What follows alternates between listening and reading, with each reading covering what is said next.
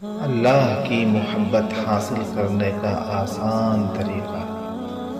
حضرت ڈاکٹر عبدالحی عارفی رحمۃ اللہ علیہ، خلیفہ حضرت حکیم الامت رحمۃ اللہ علیہ نے فرمایا، دل میں اللہ کی محبت پیدا کرنے کا طریقہ یہ ہے: نمبر 1، اللہ تعالیٰ کی نعمتوں کا دھیان کرو اور ان پر شکر ادا کرتے رہو۔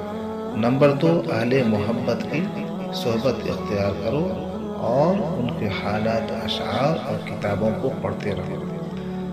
نمبر 3، زندگی کے سب کاموں میں اتباع سنت کا اہتمام کرو۔ سامعین کرام، محبت الہی کے لیے اس قیمتی نسخہ کو یاد کر لیجئے، اس پر عمل کیجئے، زندگی میں پورا دین آ جائے۔ صبر کی تعریف۔ حضرت حکیم الاسلام قاری محمد طیب صاحب رحمۃ اللہ علیہ نے فرمایا، صبر کا تعلق ہاتھ پیر سے نہیں بلکہ قلب سے ہے، اور قلب کا وظیفہ یہ ہے کہ صبر کرے، اور صبر کے معنی یہ ہے کہ بندہ رضا کا اظہار کر دے کہ جو کچھ مجھ جانب اللہ ہوا وہ ٹھیک ہوا۔ باقی یہ حکم بھی ہے کہ جد و جہد کرو اور کوشش بھی کرو، ہاتھ پیر سے سعی بھی کرو۔ یہ صبر کے منافی نہیں۔ سعی کا حاصل یہ ہے کہ اس چیز کو پانے کے لیے جد و جہد کرو جو گم ہے، لیکن جو کچھ نتیجہ نکلے اس پر راضی رہے۔ اللہ تعالیٰ کے فیصلے پہ راضی رہنا بھی صبر ہے۔ اس میں چوں چرا بالکل نہ کرے۔ آدمی جتنا بلند ہوگا اتنی ہی اس کے اندر تواضع ہوگی۔ حضرت قاری محمد طیب صاحب رحمۃ اللہ علیہ نے فرمایا، بلندی کا تعلق پستی سے ہے، اس لیے آدمی جتنا ہی بلند ہوگا اتنی ہی اس کے اندر تواضع ہوگی، اس لیے جتنا ہی اللہ کے سامنے پست ہوگا اتنا ہی بلند ہوگا۔ تواضع کا خاصہ ہے رفعت و عظمت، تو جو جتنا رفیع المرتبہ ہوگا اتنی ہی اس کے اندر تواضع ہوگی۔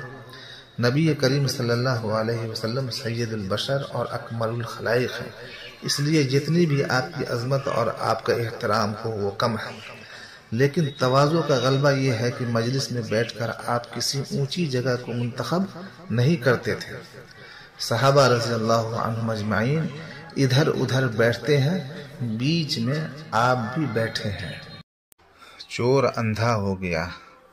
حضرت خواجہ فرید الدین گنج شکر رحمۃ اللہ علیہ کی والدہ ماجدہ نہایت عابدہ، زاہدہ اور تہجد گزار خاتون تھی۔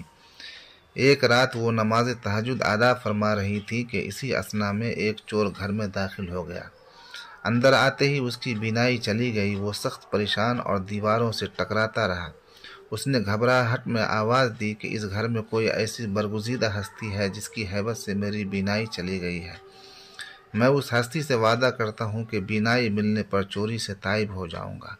آپ کی والدہ محترمہ نے اس کی التجا پر خدا کے حضور دعا کی، جس کے بعد چور کی آنکھیں پہلے کی طرح روشن ہو گئیں۔ اگلی صبح وہ چور اپنے اہل خانہ سمیت ان کے در پر حاضر ہوا اور اسلام قبول کر لیا۔ اس کا اسلامی نام عبداللہ رکھا گیا۔ فیض صحبت کی مثال۔ حضرت شاہ ولی اللہ محدث دہلوی رحمۃ اللہ علیہ فرماتے ہیں کہ ناپاک زمین کے پاک ہونے کی دو صورتیں ہیں۔ نمبر 1، اتنی بارش برسے کہ گندگی کو بہا لے جائے۔ نمبر 2، اتنا سورج چمکے کہ نجاست کو جلا کر مٹا دے۔ اسی طرح قلب کی زمین ناپاک ہو جائے تو اس کی پاکی کے لیے بھی دو چیزیں ہیں۔ نمبر 1، ذکر الہی جس کی مثال بارش کی سی ہے۔ نمبر 2، شیخ کامل کی صحبت جس کی مثال سورج کی سی ہے۔ ذکر سے دل صاف ہوتا ہے اور شیخ کامل کی توجہات سے بھی۔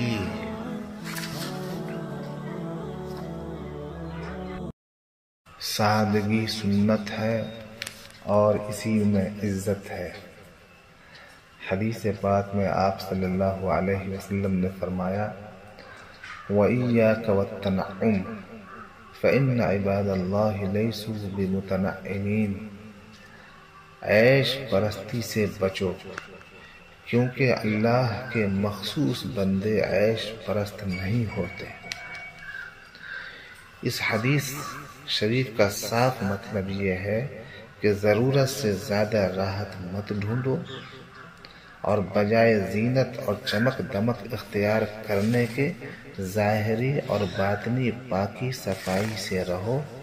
اللہ کے نیک بندے سادہ اور صاف رہتے ہیں، دنیا دار اور گناہگار بندے زیب و زینت اور ٹیپ ٹاپ میں مشغول رہتے ہیں۔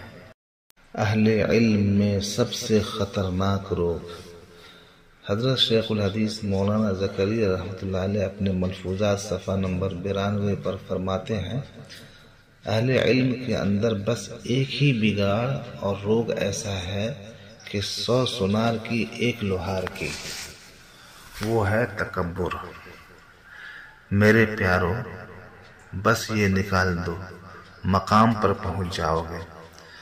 آج کل لکھنے کا تو بہت رواج ہو گیا، اپنے آپ کو کیا کیا لکھتے ہیں، حقیر، فقیر، ناکارہ، تواضع کے الفاظ بہت لکھتے ہیں۔ بس دل میں پیدا ہو جائے تو بیڑا پار ہے، اور یہ بڑوں کا کہنا ہے، ان کی تاکید ہے، ضرور کامیاب ہوگے انشاءاللہ۔ میرا بھی تجربہ ہے اور خوب ہے۔ رب سے جوڑو، کر دے گا وہ نظر کرم، کر دے گا وہ نظر کرم۔ تار سے تار ملا جاتی ہے، تار سے تار ملا جاتی ہے، صحبت اللہ والوں کی اپنا رنگ دکھا جاتی ہے، صحبت اللہ والوں کی، صحبت اللہ والوں کی۔